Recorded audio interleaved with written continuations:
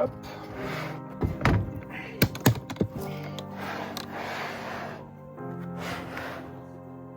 Hop, là on va du coup voir la Raptor qui est la caméra la plus évoluée qu'on a entre guillemets.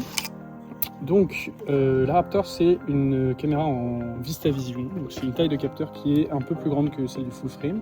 Caméra 8K, voilà, donc on peut voir que c'est une caméra plus typée fiction avec ce côté assistant. En fiction, on a l'habitude d'avoir un côté opérateur à gauche, un côté assistant à droite, et on le voit avec le petit écran de contrôle juste là. Ça, avec les deux sorties SDI juste ici, donc des connectiques professionnels pour pouvoir avoir des retours paramétrés différemment. Voilà, plusieurs connectiques en LEMO, et donc des connectiques professionnels aussi. Une monture PL standard, plein de choses. Dans ce fly, hop, on a tout un petit kit en fait pour constituer un kit de tournage prêt à être utilisé. Donc on a là on a des petits filtres ND sous format un peu plus professionnel en 4x5.6 qui vont aller sur une matte box qui va se placer devant l'optique, qui est en fait un petit accessoire qu'on utilise pour éviter les flares, donc les flares non désirés, le soleil qui vient taper dans l'objectif. La matbox se fixe comme ça, hop, avec le petit volet qu'on connaît un peu de partout. Donc ça c'est des adaptateurs.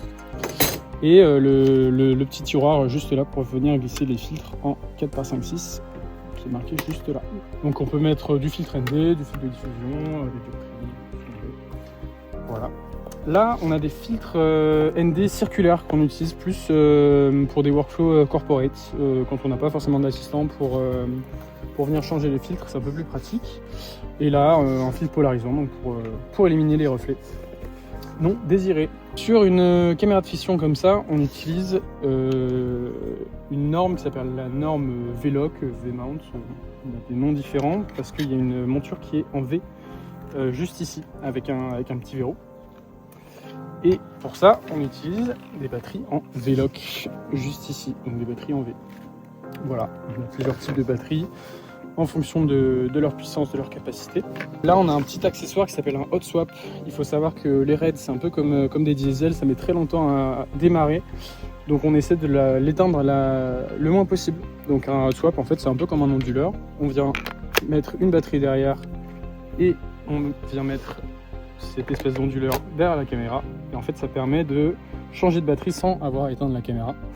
Et en plus de ça, ça nous rajoute des ports d'alimentation pour des accessoires en LEMO 2 ou alors on détape juste ici. Et voilà. Dans le fly, on a donc une alimentation secteur quand on est en intérieur, qu'on ne veut pas s'embêter avec des petites batteries. On a des petits accessoires, des poignées, voilà, des poignées connectées avec le rec. Là, on a un follow focus, donc dont on sert pour faire la mise au point.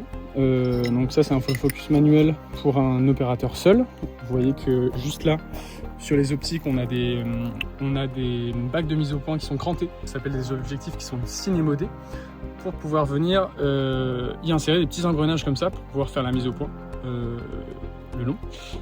On les monte sur des tiges de 15, donc des tiges de 15 mm qu'on vient placer hop, sur la caméra. Vous voyez qu'il y a un petit support ici.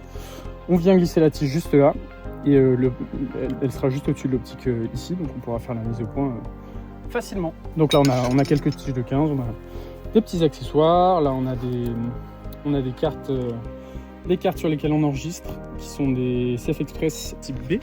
On a 4 cartes de 1 Tera chacune et c'est toutes des cartes qu'on a identifiées de A jusqu'à D. Ça c'est une petite habitude d'assistant caméra. Voilà, on a des petites montures, des petits caches, des petites montures différentes. Voilà, un petit lecteur de cartes.